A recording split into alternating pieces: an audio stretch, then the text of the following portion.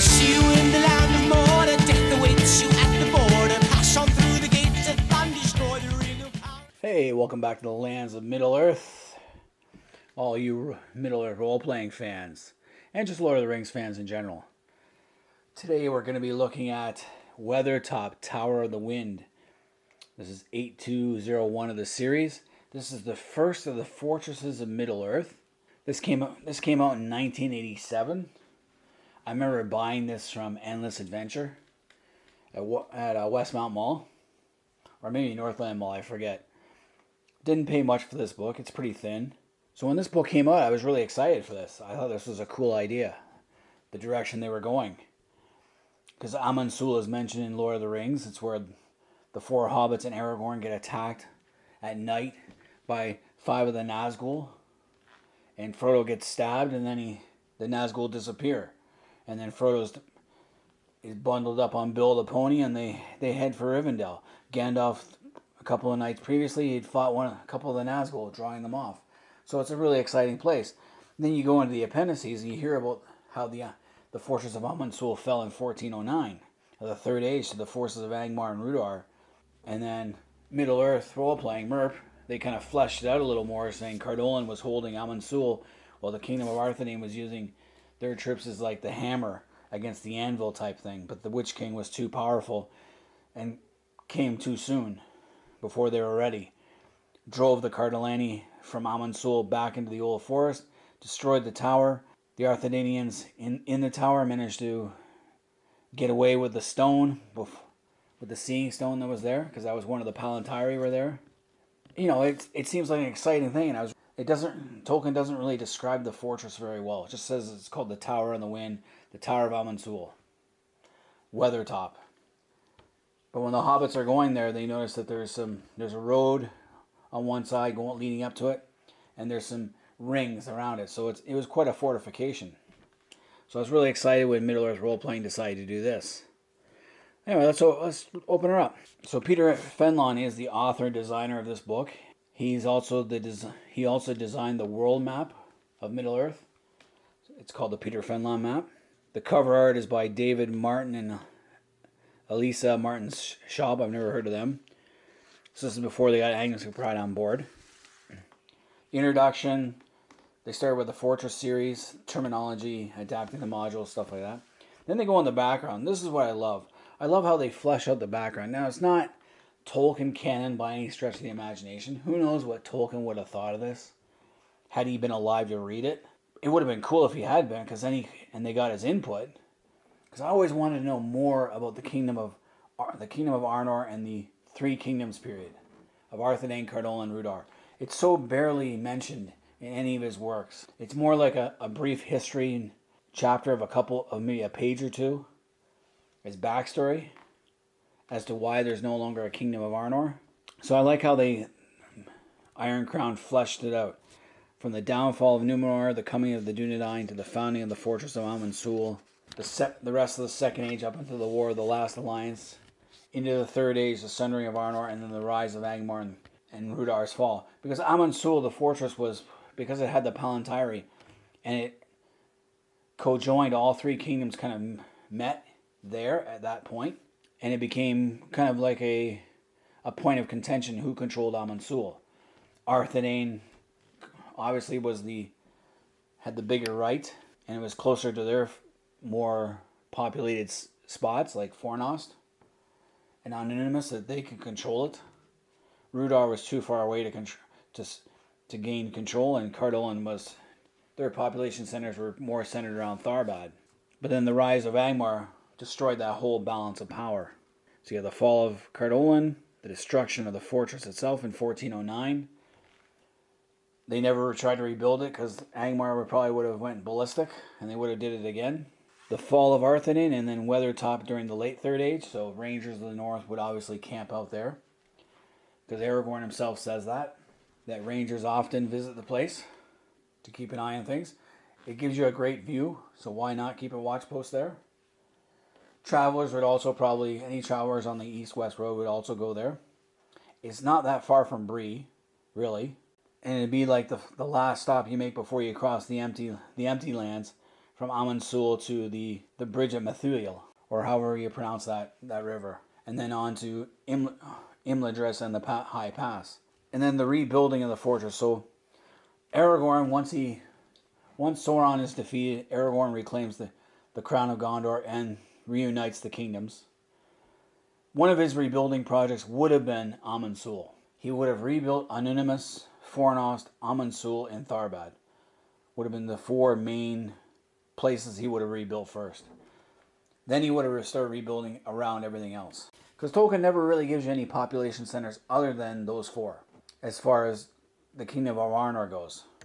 He talks about Anunimus being the old capital, Fornost being the capital of Arthedain, Amon Sul being the Tower of the Wind, and then Tharbad is the crossings of Tharbad, as well as Laundair being a Númenorian outpost. So he doesn't really talk much about anything else, and it really sucks. It just leaves so much mystery behind, because it's a big area, and it wouldn't have been all empty. So obviously Aragorn's going to rebuild it. And then we go to the fortress itself, the design. Now they obviously went through a lot of envisioning the design of this thing. I think they made it bigger than it should be, because Tolkien never explains, is it just a tower or is it a tower and a fortress? Well, it has the tower. That's where the hobbits mainly camp out in a dell, sheltered. So they're basically at the base of the tower, probably. And then there's outer rings. So it might have been quite big at one time. So they give an idea of who designed the tower, what stages, because fortresses are added. There's add-ons. Each ruler adds their own little piece. The Tower of London in England is a prime example. It started out as the White Tower, and then was expanded into what it is today. So it gives you a picture of what it will look like.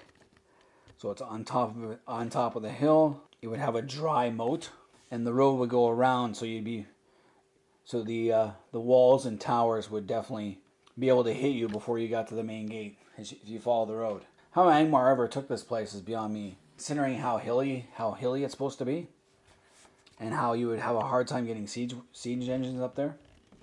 But oh well. So then they go in the layout. They go to A, the lower wall, B, the upper wall, and C, the tower. How you enter the fortress. Then it goes right into the outer defenses. You have a lower gate. Then I like how they name all the bastions. You got the Whistler's Bastion, the White Bastion, the Midge Watch, Ridge Watch, Arancel's Tower, which is named after somebody. Valando's Hang, which is like a projection that hangs over the road. Valando's Tower. Valando was the fourth son of Isildur, who was too young to go to war. He was just a babe, basically. So he never fought in the War of the Last Alliance, and became king of Arnor after the disaster of the Gladden Fields. Killed his father and 3 other brothers. Then we got Elendo's Watch. It's supposed to be where Elendo was waiting for the coming of Gil-galad with his forces. The Long Curve of the Road, Lone Land View, Otar's Tower, so the squire, Otar, Isildur's squire, which is mainly not so much a name, but as a title. South Curve, Upper Gate, then you got the Prince's Tower, Dependencies, Armorer's Tower, the Short Curve, the East Watch, the Odd Spire, the Prison Tower. So it gives the number, and you can see the number. So all these little numbers on this page coincide with what descriptions. Pretty basic descriptions. This is not unusual in medieval towers, that certain bastions are named, and the towers are always named. So it's nothing weird there. You have the Prince's Tower, the Smith's Bastion, the Cook's Tower, the Knight's Stable, and the tower itself. Then it goes into cutaways. This is what I like. Lower gate, levels 1, cellar 1, 2, and 3. You see all the arrow slits up here, and then the crenellations on level 3. Arancel's Tower, same idea. Cellar 1, 2, and 3. So they're either 2-level or 3-level things, depending what it is. Valando's Tower, you got the cellar, level 1, 2, and 3. Elendo's Watch, the cellar, level 1, 2, and 3. And 4, Elendo's Watch is bigger. And it's got a level 5, so it's got a top of the tower. The upper gate, level 1, 2, and 3. Prince's Tower, level 1, 2, 3, and 4. So not everything has a cellar. The Armorer's Tower, 1, 2, 3, and 4. And you see these little things, those are beds for the garrison. And then here they got beds for the officers.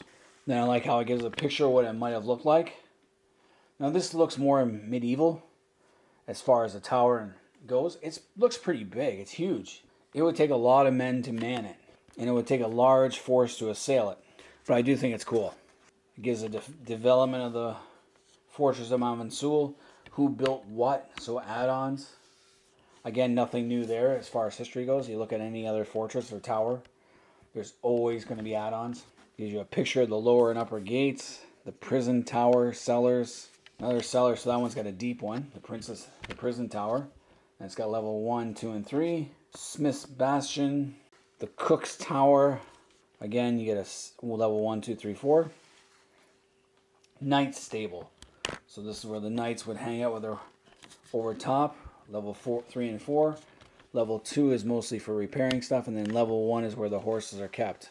Then we go into the actual Tower of Amon Sul itself. So again, you get a tower bridge, tower gate. So there'd be a little, if you go back to how it looks, you can see there's a little bit of a moat around the tower itself, and then a gate, and then there's a bridge over the moat.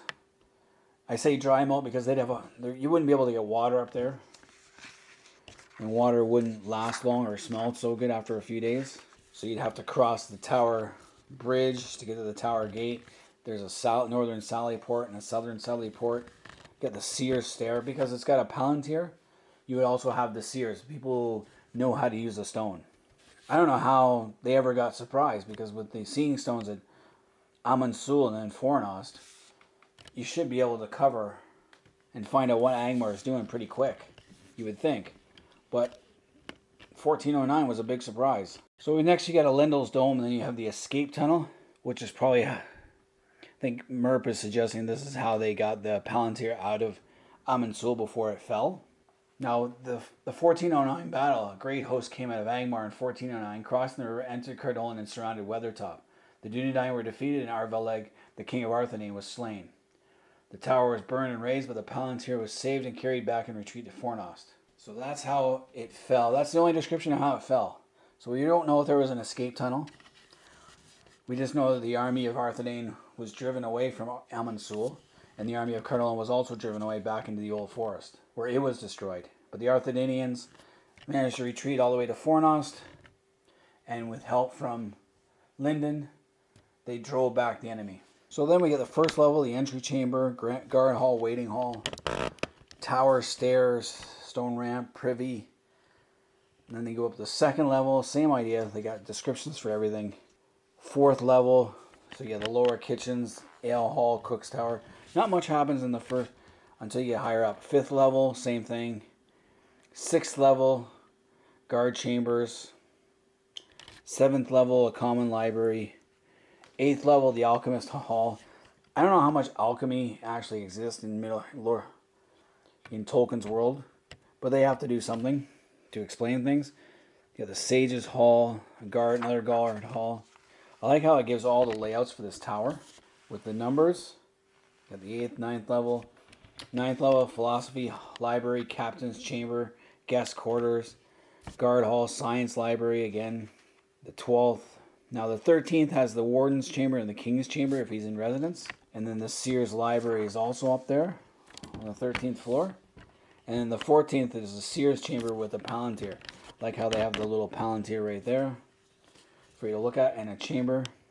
The hall of the stone, window walk, west turret, north turret, east turret idea.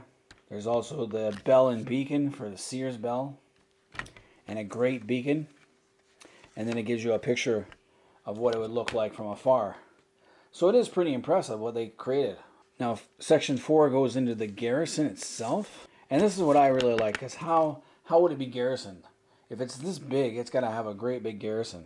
So at the time it was a royal property of the king of Arnor. And then when the lords of Arthedain, Cardolan, and Rhudaur also envisioned it as a crown possession. However, the lord of Rhudaur never supplied more than one 7-man unit for the defense. So Rhudaur often shared the fortress in name only. So there's probably an agreement at one time to share the fortress in the stone. But mostly it was held by Arthedain. So Tolkien doesn't really describe if there actually was an agreement to share the tower. There might have been at times. But I think Arthedain more or less kept control of it. So then it goes into the Arnorian garrison. And they consider it guarded by a 90-man Nodeg, one of 21 such units in the diagram around the royal army. So this is what I love. It gives you an idea how big the royal army was in Arnor. 21 such units. It's not a really big army. That's like 1,890 men in the entire Arnorian army. The royal army. There would be other smaller regional armies, like all the noble, the Degerim Aran, Iran, or whatever they call them. So the Degerim Aran, the royal army, and then they would be divided into 9, 10-man Deger, I can't pronounce that to save my life. So it gives a description of how an Arthedainian force was split up. And I like how they do that in this book. And then it tells you where all these would be, what kind of tower they'd be in. I think 90 men is too few to hold a tower, especially that size. Then it goes in the Arthedain's garrison, and it would have the same idea, an entire Nodeg. But Arthedain's army was smaller. There was only 10 Nodegs, so a 900-man army for the royal army, and then the rest were nobles, as well as some other garrison troops. You got to go in the other books to see that. But in times of complete control, they would have 2 of their Nodegs holding Amon Sul, and it tells you where they're barracked. Cardolan would have assigned 50 elite warriors to Amon Sul, commanded by a younger son of the king, or someone close to the royal family. Again, and it tells you where they're being housed. So you got 50 plus 91 men. That's not really 140 there. And then Rhudaur would send 7 knights periodically representing the scions of Rhudaur. Then, of course, you got the other occupants. So servants, cooks, armorers, dependents. Adventurers. They don't really give you any adventures in here. They give you ideas, like the late second adventurer would be like a castle warden is an agent of the Dark Lord. He's been spying on the High Seer and is planning to murder the Great Lord. PC suspects something that's amiss but is afraid to act. Group of knights in league with Sauron hope to steal the Palantir. Early Third Age adventures. Another murder mystery where a knight is killed and they suspect the arrow came into the tower of the party. The murderer is actually another knight. 4 warriors from the Stone Warders plan to steal the High Seer's treasure. Then adventures amidst war between 861 and 1409. The Cardolani warriors plan to seize the fortress from the men of Arthedain. That's possible. And persuade the High Seer that change would be in the best interest. The Rhudaur are going to go along with it, supposedly. And then the fortress is besieged by the force of Rhudaur Angmar. The outer defenses have fallen, only the tower remains. And then they want you to go off into one of the other towers to get a box of important papers. Kind of dumb idea. More likely, it'd be better to try and sneak the Palantir out through the secret escape hatch. I don't know. We tried the murder mystery one, where the knight was killed, and we tried to find who killed him. Something like that. It was so long. This is back in high school. Tried that one. Later on, we played this as a military one, trying to hold Amon Sul. And then we also had one where we rebuilt Amon Sul, or started to rebuild it, and provoke a response from Angmar, provoking a war. I had everything ready. I had my forces hidden within the Amon Sul, and waited for the Angmaran to come down the Olad, the empty lands, and then hit them hard with cavalry in broad daylight before they even knew I was there. It was quite fun. Or another time we did it, I held Amon Sul against the enemy, and after trying to rebuild it. There's a whole bunch of scenarios you can play with that. Then it's got Journey to the Ruins. Talks about a half-troll and a group of Uruks, and the mission is to capture Rangers of the North. Rhudaurians take up in the ruins after the plague and are now raiding travelers, like ambushing, so bandits. Talking about then you want a tunnel, like go look for treasure within the ruins, which would be unlikely. Fourth Age adventures. So after the tower has been restored, another murder mystery or a murder plot, and then someone who's a spy for a king of Khan, which is quite unlikely. So not really much adventures you can do in here. I found the adventures kind of lame, actually, but oh well. But the setting was really awesome. Then you got the Master Millet Garrison table. This is what I liked. So you have the levels. You'd be mostly facing all Dunedain when it comes to the actual garrison troops. And then the staff might be Rhudaurians mixed with Dunedain. So you get an idea of what you're facing. We also played one where there was a war and the Arthedainians and Cardolani and the Rhudaur were all fighting each other. And the party had to choose which side they wanted to be on. And another time we ran that same adventure, but we had one group of friends was they were for the Cardolan, the other group were for the Arthedainians, and we had one lone guy for the Rhudaur. So they were helping. Made for a lot of chaotic mess. It was fun, but it was a pretty good adventure. But anyway, that's the Fortress of Weathertop in a nutshell. I love this book, and this is a great place to start. This is a great place to start the Fortress series. So all you Middle-earth role-playing fans, let me know if you guys had this book, if you played it, what you think of the adventures. Did you ever try doing a military campaign on this one? And just leave comments in the comment section. Until next time, I'm Roman Daisel. I am out of here.